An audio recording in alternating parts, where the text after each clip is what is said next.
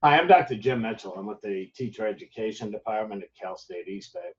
And I've been asked to prepare a very short demonstration to offer some awareness about effective online teaching strategies. And there's no pontification here. There's no looking over your shoulder. It's just a matter for us to all get on the same page.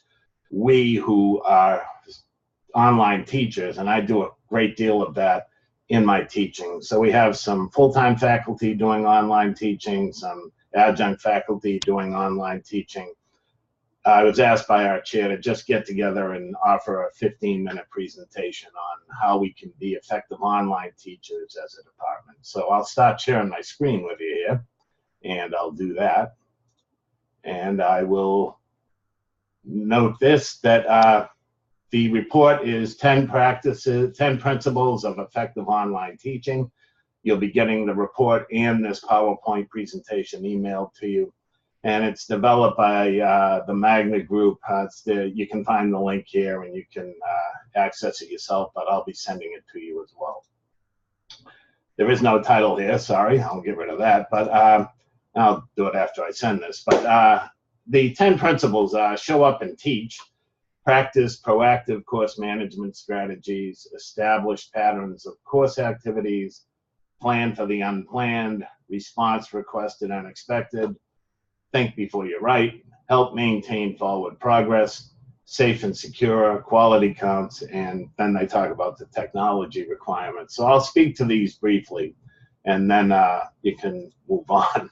But first, show up and teach. Follow the established course schedule required to deliver the course within a scheduled time frame. People need to know what's expected and when to expect you to be in the course. So we need to be in the course 5 out of 7 days. If you're teaching online, we can't just post it up and then come back once a week. And I'm not saying people are doing that, but I do know this has been done in the industry in the past. Somebody might say to a faculty colleague, where is your class on Tuesday afternoon? Well, I put them online. Yeah, you put them online, but you have to be in the classroom. And we have to be responding to learners either on the discussion board or through email or whatever it takes, but let them know that you are present in the classroom. For the second, practice proactive course management strategies. It's really important that we read everything students post and review everything they do. If we look at the educational psychological principles of Maslow, making sure it's a safe learning environment, that's critical here, because we have to be able to monitor the interaction between students so we know that they're performing the way we want them to. And we also need to make sure that they're performing, period, so that they are present in the classroom. One of the things I will do is I will take 3 or 4 discussion posts each time I have a discussion and run them through Turnitin. And I tell students I'm doing that because this is something we need to understand with online discussions. If someone posts a discussion as the first person, the second person weighing in can look at that as a reference, and that's fine. That's how we learn, especially on site in chatting with each other. They learn the various things we're trying to teach them, but we want to make sure they're not guilty of matching text, and that's how I'll refer to it, as matching text. So be aware of what's going on in the class. Now, it's easy to get distracted if we don't have a regular pattern of involvement, and we'll speak to that in a second. The third principle is, what is the pattern of course activities? And one of the most challenging aspects of an online classroom is not having a place to report to and then leave. And the same thing for the students. Initially, that really is great because, you know, you don't have to go to, for instance, I'm teaching this summer and some of the sessions are online. And, you know, the weeks I'm teaching, I'm there like 3 or 4 days a week, in this case 3. And that can get tiresome if you're there for 4 or 5 hours teaching the same stuff. So when we don't have to teach on campus all the time, wow, they're online. I can, you know, go to the store, I can go to the gym, I can go to a restaurant or whatever. But we have to make sure that learners, or us students, I call them learners, know when to expect us and to demonstrate that we are in fact putting more time in to the course as opposed to less. And I'm coming off a battery of lesson plans that were submitted to me.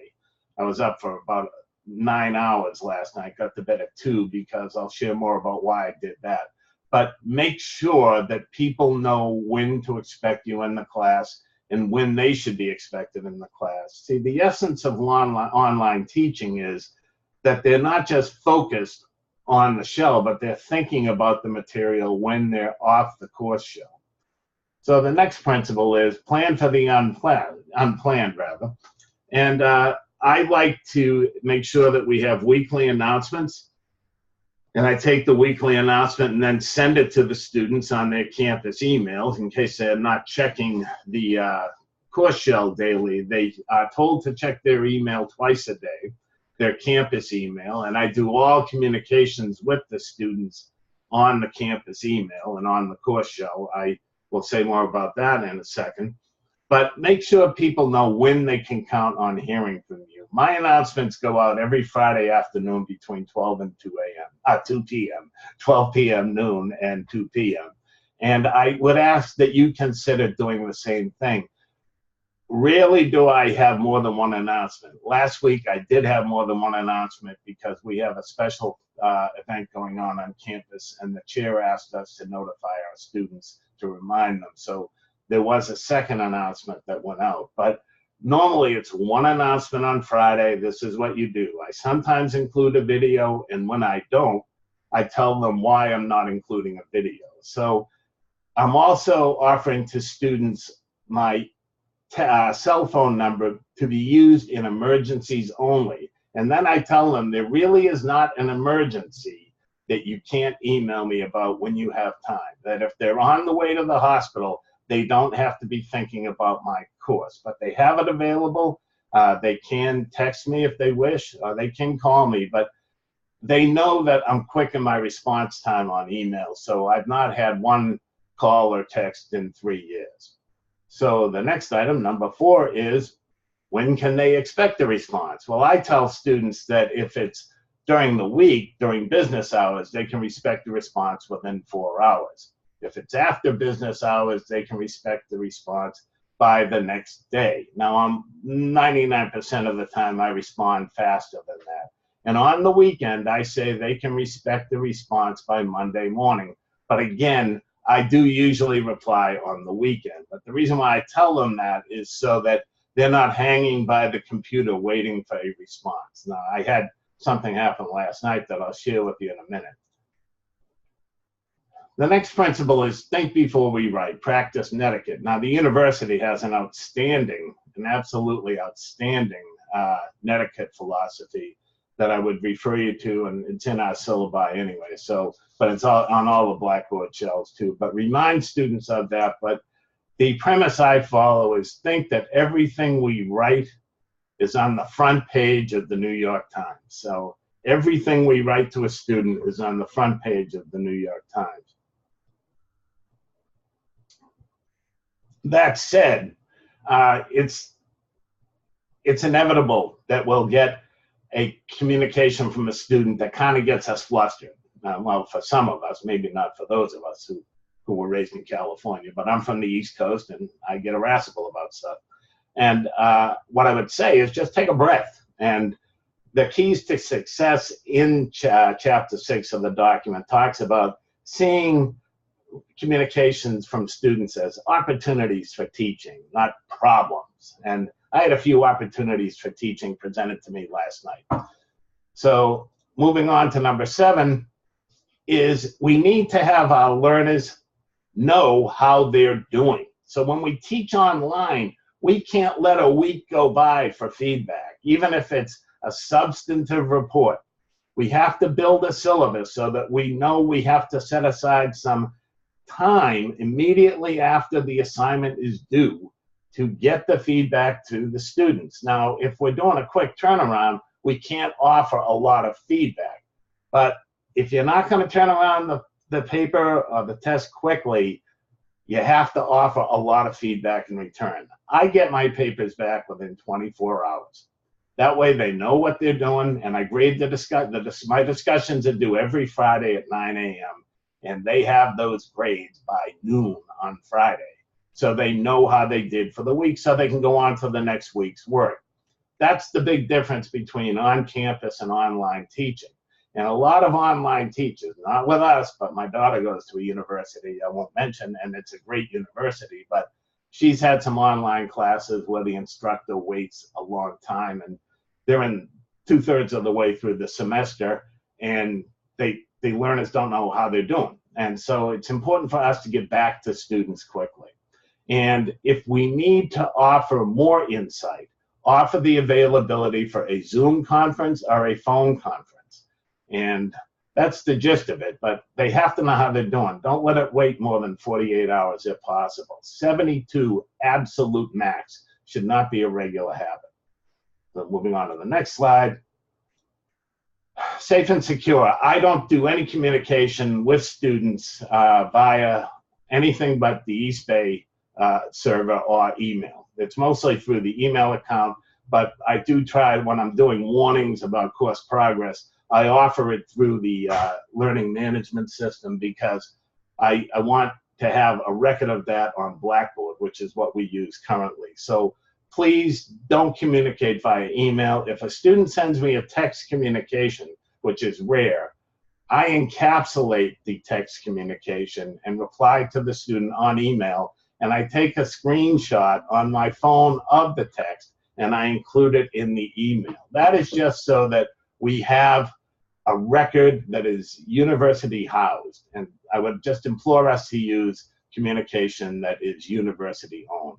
And the other piece is, I don't use my university email for personal matters. I have the Chronicle of Education as my university email, because that's what I need to do to get the reduction, and a couple of other things, but I don't communicate personally on university email. I have a Gmail account, I have a mail.com account, and I have an AOL account that I've used those matters for.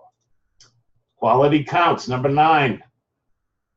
Every time I teach a class and I have it on the Blackboard shell, and if I've used it before, I check all the links and I make sure all the links work. I also make sure that I have anything that may have been confusing on a previous course changed for the time I teach it. But the key thing on this is make sure all the links we work. Not a bad idea to have a colleague review our course shell to see if it makes sense to them, so that there are no confusing elements in the course. And if a student should alert you to the fact that, or alert me to the fact that a link is broken, be grateful for that, not defensive, and say, thanks, here's another link that will work for you. And lastly, I had this happen at the beginning of this summer, actually, where a student said that they couldn't use Word. Well, that's not cool. And we also know that the university supplies all the requirements necessary for students to be successful. And then whatever it doesn't supply, students, when they apply, are told that they have to have the technology required to be successful. Our university offers some outstanding support, and we have an outstanding online campus. So that's not an issue that should come up. And of the students I'm teaching this year, this summer, only one expressed dismay, and then after I pointed this person in the appropriate direction, they were on board too. But just make sure they know what the requirements for the class are.